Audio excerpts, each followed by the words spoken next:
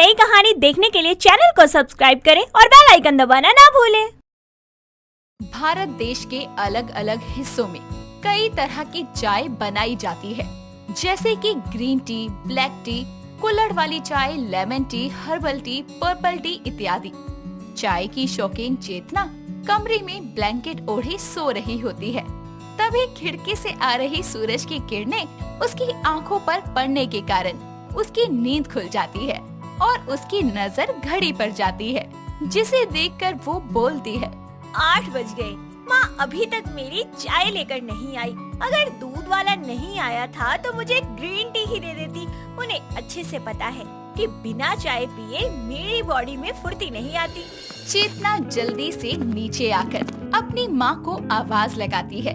तभी उसकी घंटी की आवाज सुनकर वो अपनी नजर घुमाती है, जहाँ उसकी माँ सुमित्रा मंदिर में बैठी पूजा कर रही होती है। और ये देखकर चेतना बोलती है, ये माँ भी ना सुबह उठते ही जाप करने लगती है। इनके तंत्र मंत्र खत्म होने का वेट करने से तो अच्छा है मैं खुद ही जाकर चाय बना लूं। चेतना किचन में जाकर चाय बनाती है और चेयर पर बैठी चाय पीने लगती है। तभी उसकी माँ सुमित्रा बोलती है, बना ली चाय, मुझे भी ला कर दे। आपके बोलने से पहले ही ले आई थी। जरा नजरें घुमाकर देखिए, चेयर के पास आपकी चाय भी रखी हुई है। सुमित्रा अपनी बेटी चेतना के साथ बैठकर चाय पीने लगती है और जैसे ही चाय की पहली घूंट उसके गले से नीचे उतरती है तो वो मुंह बनाकर बोलती है, हाय राम, ये क्या है? ये चाय है कि चाशनी? चीनी का पूरा डब्बा ही डाल दिया है क्या तूने इसमें? माँ, एक चाय के ऊपर आप बखेड़ा तो ऐसे खड़ा कर रही है जैसे मैंने आपको चाय नहीं जहर दे दिया हो। इतना मीठा पीना जहर पीने के बराबर ही है। ज्यादा मीठा पीना सेहत के लिए हानिकारक है। जीने की इच्छा नहीं है क्या तुझमें? सुमित्रा के जुबान से भाषण सुनकर चेतना अपने कमरे में जाकर चाय पीते हुए टीवी देखती है और कुछ घंटे बीतने के बाद वो फिर से चाय की फरमाइश लेकर अपनी माँ के पास आती है। माँ, मेरे सर में बहुत दर्द हो रहा है, एक कप चाय बना दो ना, अदरक इलायची वाली। सुबह से 3 बार चाय पी चुकी है। अरे ये कोई ग्लूकोज नहीं जो दिन भर गटकती रहती है। टॉनिक है क्या ये तेरे लिए? अब अगर आपका लंबा चौड़ा भाषण खत्म हो गया हो तो चाय पिला दो ना। सुमित्रा चाय बनाकर चेतना के हाथों में थमा देती है और वक्त बीतने के साथ चेतना के चाय पीने की आदत बहुत ज्यादा बढ़ने लगती है। वो एक दिन में 8 से 10 कप चाय पीने लगती है और गलती से घर में कोई मेहमान आ जाए तब तो वो 12 कप चाय एक दिन में पी जाया करती, जिस कारण ना के बराबर उसे भूख लगती। और एक दिन जब वो अपने परिवार के साथ बैठी खाना खा रही होती है तभी उसकी माँ सुमित्रा बोलती है, बस यही आधी रोटी की भूख थी तुझे? सारी भूख चाय पीकर ही मिटा ली है क्या? माँ, आप हर वक्त मेरी चाय को लेकर ही ताने क्यों कसती रहती हैं? अब अगर मुझे भूख नहीं है तो क्या जबरदस्ती खा लूं? इतना बोलकर चेतना अपने कमरे में चली जाती है और जिसके बाद सुमित्रा बोलती है, दिन भर में 36 चाय पीती है और इस कारण इसको भूख नहीं लग रही है। उसका भी दोष ये मुझ पर ही डाल रही है और मेरे खाने पर डाल रही है। वक्त बीतता है और एक दिन सुमित्रा के पास चेतना की शादी के लिए अखिल नाम के लड़के का रिश्ता उसकी माँ मधु के साथ चल कर आता है। दोनों परिवार वालों की मर्जी से कुछ ही दिनों में उनकी शादी हो जाती है और चेतना अपने ससुराल आ जाती है। अगले दिन वो सारा काम खत्म करके चाय बनाती है और सभी एक साथ बैठकर चाय की चुस्कियाँ लेते हैं और मधु बोलती है, वाह बहू, क्या अच्छी चाय बनाई है तूने, मजा आ गया। थैंक यू सासू माँ। आज भी मैंने उतनी ही चीनी डाली थी, लेकिन सासू माँ ने बिना किसी आनाकानी के सारी चाय पी ली। और एक माँ थी, जरा सी चीनी ज्यादा क्या हो जाती थी, मेरा तो जुलूस ही निकाल देती थी। वक्त बीतता है और चेतना मायके की आदतें ससुराल में भी बरकरार रखती है। धीरे धीरे उसकी ये आदत अब काफी ज्यादा बढ़ रही थी। एक दिन उसकी सास और दिनों की तुलना में 4 लीटर दूध लेकर आती है और बोलती है, बहू, आज मेरा खीर खाने का बहुत मन है, तू शाम को खीर बना लियो, ये ले 4 लीटर दूध। जी माँ जी। मधु अपनी बहू की बुरी आदत से वाकिफ न होने के कारण उसे जिम्मेदारी देते हुए चली जाती है, जिसके बाद चेतना 4 लीटर दूध देकर बेहिसाब चाय बनाकर पीती है और देखते ही देखते 4 लीटर दूध मात्र आधा लीटर बच जाता है और चेतना बोलती है। ओह गॉड, ये मैं कैसे कर सकती हूँ? माँ जी ने तो ये दूध खीर बनवाने के लिए मंगवाया था और मैं आधे से ज्यादा दूध तो अकेले ही चाय बनाकर पी गई हूँ। हे भगवान, क्या करूँ? बचा ले, मुझे कोई आइडिया दे दे। चेतना ये सोच ही रही होती है कि तभी उसकी नजर सामने पड़ी पानी की बोतल पर जाती है, जिसे देखकर वो बोलती है। सॉरी सासू माँ, इसके अलावा मेरे पास कोई रास्ता नहीं था। चेतना बिना अंदाजे के आधा लीटर दूध में बेहिसाब पानी मिलाती है और खीर बनाकर सर्व करती है और दोनों खाना शुरू करते हैं। तभी अखिल बोलता है। माँ, ये खीर कौन से लोकल दूध में बनाई है? दूध का तो पता ही नहीं इसमें। बेटा, मुझसे पूछने के बजाय चेतना से पूछ, उसी ने बनाई है खीर। मैंने तो उसे खीर के लिए 4 लीटर दूध दिया था। मुझे क्या पता था ये खीर के साथ खिलवाड़ करेगी। दोनों को ऐसे भड़कता देखकर चेतना डरते हुए एक और झूठ को अंजाम देते हुए बोलती है। सॉरी सासू माँ, वो खीर चढ़ाकर ना मैं बर्तन धोने लग गई थी, शायद इसलिए दूध जल गया। चेतना अपनी सफाई पेश कर ही रही होती है कि तभी उसकी पड़ोसन चंदा घर में आते हुए बोलती है। अरे का हुआ मधु बहनी, सब कुछ ठीक तो है ना? काहे हल्ला गुल्ला हो रहा है? आजा चंदा, बड़ी लंबी उम्र है तेरी, तुझे तो किसी भी खाने की कमी फट से पता चल जाती है।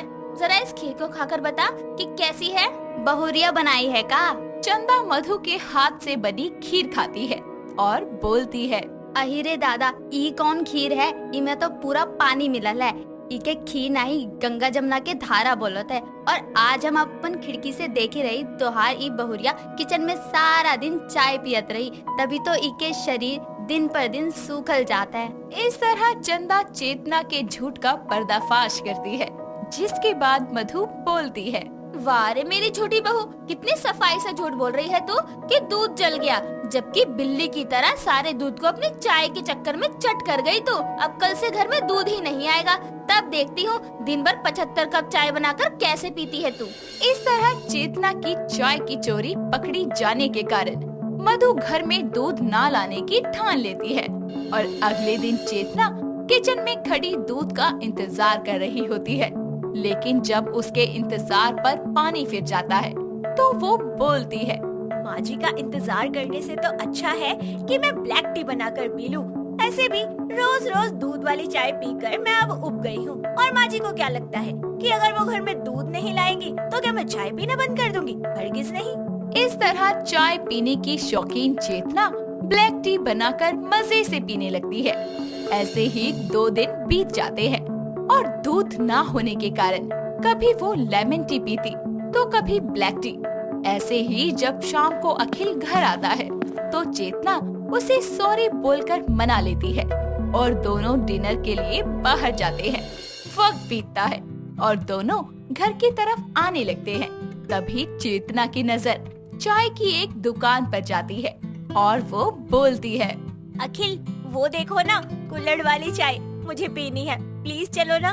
ठीक है, चलो। भैया, 2 गर्मा गर्म कुल्हड़ वाली चाय दे दो जल्दी से। चेतना, मैं नहीं पी पाऊंगा, मैंने ओवर खा लिया है। ओके, तुम्हारे हिस्से की भी मैं ही पी लूंगी। चेतना वहाँ बैठकर कुल्हड़ चाय का टेस्ट लेते हुए पीने लगती है, जिसके बाद दोनों घर आते हैं, जहाँ उसकी सास बोलती है। आ गए दोनों? और बहू, तेरे चेहरे की चमक बता रही है कि चाय पी कर आ रही है तू। तुझे क्या लगता है इतनी चाय पीने से तू प्रधानमंत्री बन जाएगी? माँ जी, सारी कहानी तो आप ही गाए जा रही हैं। अरे पिछले कितने दिनों से आपने दूध लाने पर कर्फ्यू लगा रखा है।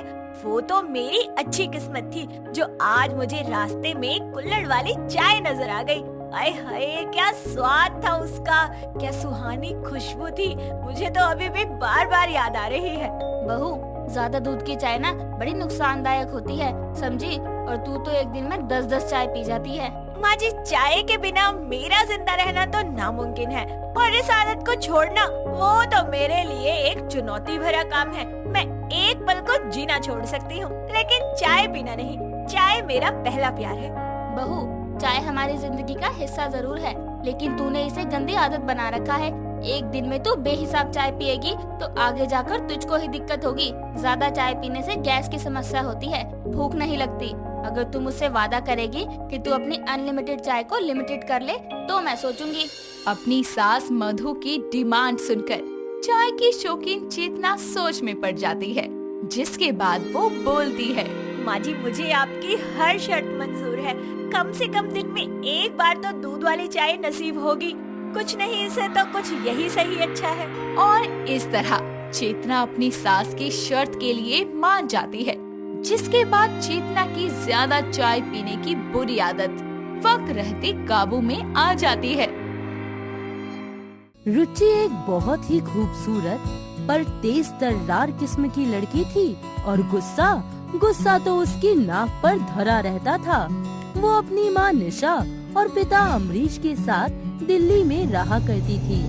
उसके घर वाले उसके गुस्सा होने वाली इस आदत से बहुत ही परेशान रहते थे, क्योंकि जब भी कोई उसका रिश्ता लेकर आता वो उन्हें मार पीट कर और गालियाँ देकर भगा दिया करती थी। एक दिन ऐसे ही रुचि की दोस्त उससे मिलने उसके घर जाती है और उससे कहती है, तेरे लिए इतने अच्छे अच्छे रिश्ते आते रहते हैं और तू इनकी इंसल्ट करके इनको भगा देती है। यार मैं क्या बताऊँ तुझे, जब भी मैं उन लोगों की शक्ल देखती हूँ ना, मुझे पता नहीं क्यों इतना ज्यादा गुस्सा आ जाता है। अच्छा, तो इसका मतलब ये हुआ कि तू कभी शादी नहीं करेगी, मतलब है ना? मैंने ऐसा तो नहीं कहा, जब होनी होगी तब हो जाएगी। ऐसे ही कुछ दिन बीत जाते हैं। एक दिन मालिनी रुचि को अपने साथ मनाली घुमाने ले जाती है ताकि उसका मन थोड़ा अच्छा हो जाए और वो गुस्सा करना कम कर दे। वहाँ उनकी मुलाकात नितिन से होती है। नितिन भी दिल्ली से मनाली घूमने आया होता है और वो एक बहुत ही बड़ा और नामी आदमी होता है और दिखने में काफी हैंडसम। उसे देखकर रुचि के मन में उसके लिए फीलिंग्स आने लगती हैं, बट वो उससे बात करे तो करे कैसे, यही सोचती रहती है। इतने में मालिनी नितिन से बात करना शुरू कर देती है और नितिन को रुचि से इंट्रोड्यूस करवाती है। नितिन रुचि से कहता है, हाय, आई एम नितिन। हेलो, रुचि है। काफी अच्छा नाम है आपका। Thank you. वैसे आप काफी अलग हो। अलग तो आप हो सबसे। मैंने आप जैसी लड़की कभी नहीं देखी आज तक। सच में? वैसे आप कहीं ये सब कुछ सिर्फ फ्लर्ट करने के लिए तो नहीं कह रहे? नहीं, मैं सच कह रहा हूँ। और वैसे भी फ्लर्ट करने के लिए बहुत सी लड़कियाँ मिल जाएंगी, लेकिन प्यार करने के लिए आपसे अच्छी कोई नहीं हो सकती। अच्छा, ऐसी बात है क्या? रुचि और नितिन को बात करते देख मालिनी बहुत खुश होती है और वो रुचि को साइड में ले जाती है और कहती है, अच्छा रुचि सुन, तूने एक बात नोटिस करी क्या? अरे कौन सी बात? अरे पागल, यही कि तू जब से नितिन से मिली है तब से तूने एक भी बार गुस्सा नहीं किया। कमाल ही हो गया यार ये तो। हाँ यार, ये तो तूने एकदम सही कहा। मुझे तो इस बात का बिल्कुल एहसास नहीं हुआ कि मैं गुस्सा ही नहीं कर रही जब से मैं उनसे मिली हूँ। इसके बाद वो सब मिलकर मनाली घूमते हैं और रुचि और नितिन के बीच नजदीकियाँ काफी ज्यादा बढ़ जाती हैं। फिर वो लोग दिल्ली वापस आते हैं, एक दूसरे को अपने घर वालों से मिलवाते हैं और घर वालों की रजामंदी से वो दोनों शादी कर लेते हैं। अब रुचि अपने ससुराल में सब चीजें संभालने लगती हैं, लेकिन उसके गुस्सा करने वाली आदत अभी तक जाती ही नहीं है। वो अलग बात है कि जब वो नितिन के साथ होती है तो ना जाने उसका गुस्सा कहाँ गायब हो जाता है। एक दिन ऐसे ही उसकी सास उससे कहती है, बहू, अरे ओ बहू, जरा मेरे लिए एक गिलास जूस बना दे। फिर थोड़ी देर बाद मेरे हाथ और पैर भी दबा दियो। अरे मैं इस घर की बहू हूँ या नौकरानी जो इतना ऑर्डर चलाई जा रही है? जी माँ जी, मैं सब कर दूंगी। और कोई सेवा मेरे लिए? नहीं बहू, अभी तो बस यही है, बाकी काम मैं बाद में बताती हूँ। अबे पागल बुढ़िया, मैं क्या तुझे इस घर की नौकरानी लगती हूँ जो इस तरीके से तू मुझ पर हुक्म चलाए जा रही है? अब एक काम और बताए ना तो देख लियो, मुझसे बुरा ना कोई नहीं होगा।